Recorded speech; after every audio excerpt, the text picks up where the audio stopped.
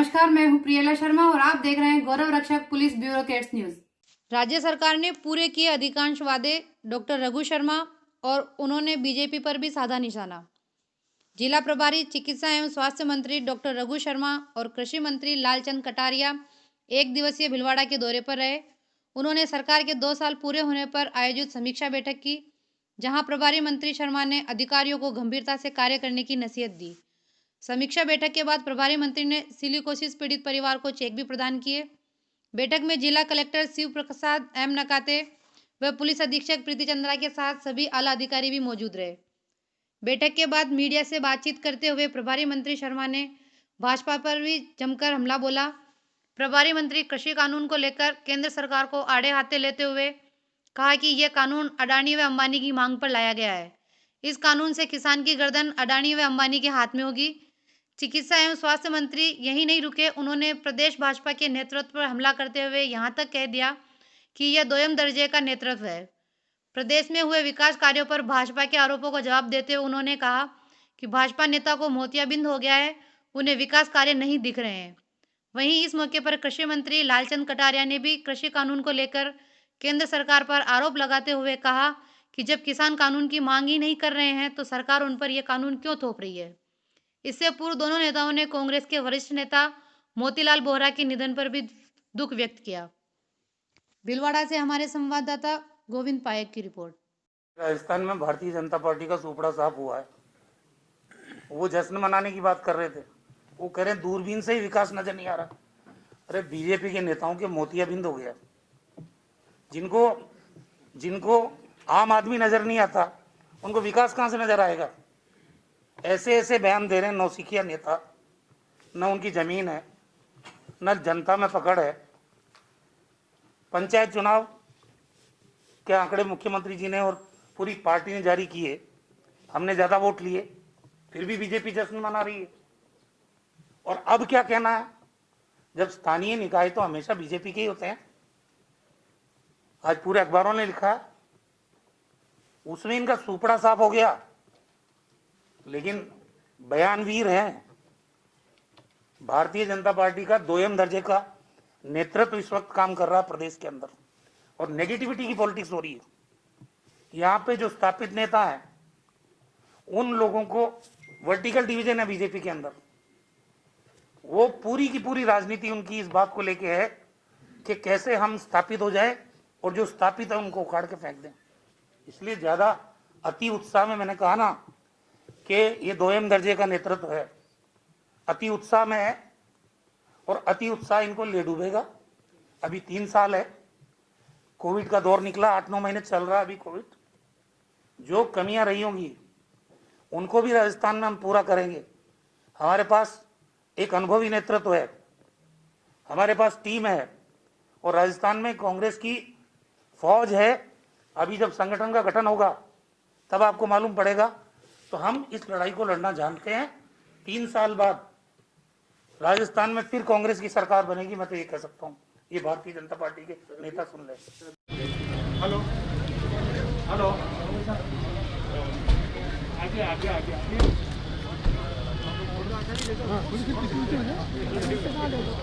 पीछे हो, पीछे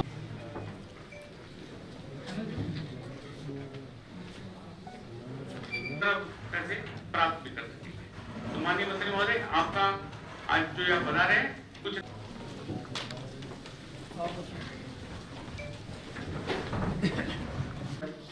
और मीडिया के साथियों का भी मैं स्वागत करता हूँ।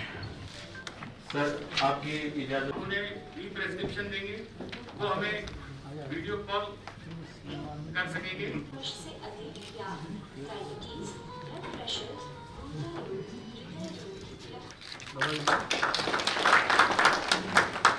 साथ ही हमारे यहाँ शुरू हो चुका है। साथ ही जिला स्वास्थ्य समिति के द्वारा माननीय किसी भी मेडिकल कॉलेज में, चाहे सरकारी हो चाहे प्राइवेट कॉलेज हो, उसमें नहीं लग पाया है। 180 किलोवाट की हॉस्पिटल को हमने फर्स्ट पार्ट में, और फिर 10 हॉस्पिटल और जो छोटे थे उनकी परमिशन मिली तो हमने उनको भी किया है सर। 15,000 है हमारे 97 कोल्ड चेन पॉइंट हमने बनाए हैं सर। वहाँ पे 74,000 डोज हम एट ए टाइम फील्ड के जो हमारे। दूसरी सर ट्रेनिंग जो है हमारी, ट्रेनिंग डॉक्टर्स की और वैक्सीनेटर्स की ट्रेनिंग भी हमारी सर हमने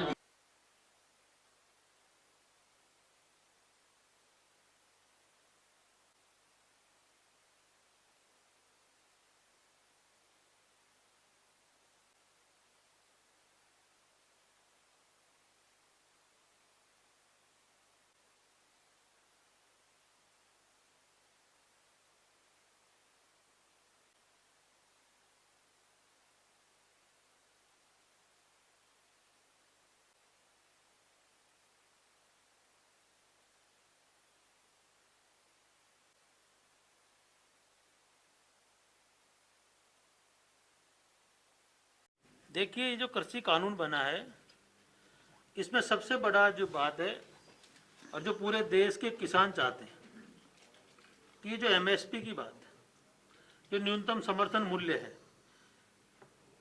उसको वो चाहते हैं कि भारत सरकार उसको क्लियर करे कि स्थिति क्या रहेगी, उसका भविष्य क्या होगा, क्योंकि एमएसपी पे ही किसान का भविष्य तय है। आज जितने भी किसान संघ आंदोलन कर रहे हैं, चाहे हम उसको कुछ भी कहें, और भारत सरकार का ये भी कहना है कि कुछ दल इसमें राजनीति कर रहे हैं, पर किसान किसान होता है, जो गांव में खड़ा है, जिसको हम अन्नदाता कहते हैं, उसकी एक सामान्य सी मांग है। कई किसानों ने तो ये भी कहा है कि भाई जब हमने बिल मांगा ही नहीं, आपने भी व्हाट्सएप वगैरह पे देखा होगा, किसान कह रहा था, मैंने देखा है कि भाई जब मुझे कमीज पहननी नहीं है तो आप जबरदस्ती मुझे कमीज क्यों पहना है, मुझे शर्ट पहननी नहीं। उनका एक ही बात पे जोर है कि आप न्यूनतम समर्थन मूल्य के बारे में अपनी बात क्लियर करो। कांग्रेस पार्टी के वरिष्ठ नेता, मध्य प्रदेश के पूर्व मुख्यमंत्री, भारत सरकार के पूर्व मंत्री और कांग्रेस पार्टी के ट्रेजरर, हमारी पार्टी के बहुत सीनियर नेता आदरणीय मोतीलाल वोरा जी का आज दुखद निधन हो गया। हम सब लोगों को एक बहुत अनुभवी नेता हमने खोया है, जिन्होंने कांग्रेस पार्टी की विचारधारा में रहते हुए पूरे देश और समाज की अलग अलग पदों पर रह के लंबे समय तक सेवा की है। 50 साल से भी ज़्यादा उनका सार्वजनिक जीवन रहा है और बेदाग सार्वजनिक जीवन रहा है। आज एक ऐसी शख्सियत को खोकर न केवल कांग्रेस पार्टी का बल्कि सार्वजनिक जीवन में भी जो रिक्तता आई है उसको भरना मुश्किल है। हम सब लोग शोक संतप्त परिवार को ईश्वर शक्ति प्रदान करे इस दुख को सहन करने की, और जो दिवंगत आत्मा है उसकी शांति की प्रार्थना करते हैं। ये जो कृषि कानून है, ये जियो का कनेक्शन है ना, ये जियो का कनेक्शन है किसानों को। जो किसान खेत जोत के आपका और हमारा पेट भरता है, उसको भी नहीं बख्शना चाहती बीजेपी। ये 3 कानून किसको पूछ के लाए हो? किसानों ने मांग की, किसकी मांग है? अंबानी और अडानी की मांग पे देश के किसानों का गला घोट रही है बीजेपी। किसान बैठा हुआ है इतनी भीषण ठंड में 20-22 दिन से, और भारतीय जनता पार्टी की निर्दयी सरकार, जिसका लोकतंत्र में यकीन नहीं है, कोई पुनर्विचार करने को तैयार नहीं। अरे जब देश का किसान सड़क पे बैठा है तो आपको विड्रॉ करने में क्या दिक्कत है? कानून तो किसानों के लिए लाए हो, जिसके लाए हो वो खुश नहीं है, उससे पूछा नहीं आपने। और जिस आनंद फानंद में लाए, शंका अपने आप बलवती हो गई और लोग सीधा कह रहे हैं अंबानी और अडानी के हाथ में किसान की गर्दन देश की सरकार देना चाहती है। ये हरगिज नहीं हो सकता। इस देश के अंदर मंडी खत्म कर दोगे, एमएसपी खत्म कर दोगे। आप वर्बली कह रहे हो एमएसपी देंगे, कानून में क्यों नहीं है? जब आप 3 कानून लेके आए, कौन से कानून में मेंशन किया हुआ है कि हम एमएसपी देंगे? ये भद्दा मजाक देश की जनता के साथ कर रहे हैं, इसलिए भारतीय जनता पार्टी एक्सपोज हो चुकी पूरी तरह। 17 दिसंबर 2018 को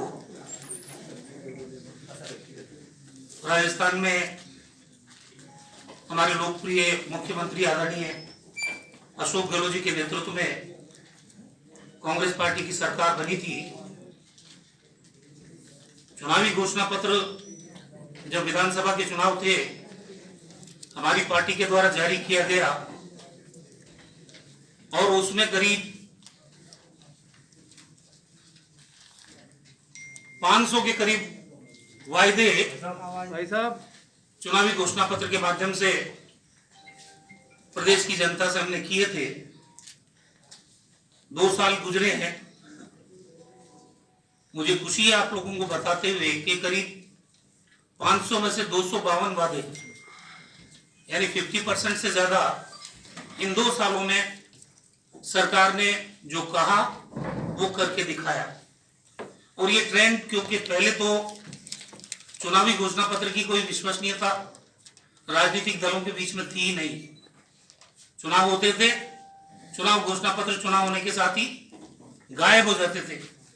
जब 1998 में पहली बार अशोक गहलोत जी के नेतृत्व में राजस्थान में सरकार बनी तो ये चलन प्रारंभ हुआ कि जो चुनावी घोषणा पत्र था, पहली कैबिनेट की बैठक में उस चुनावी घोषणा पत्र को चीफ सेक्रेटरी को दिया गया और ये कहा गया कि 5 साल जब तक हमारी सरकार रहेगी ये सरकार की कार्य योजना का अंग बनेगा।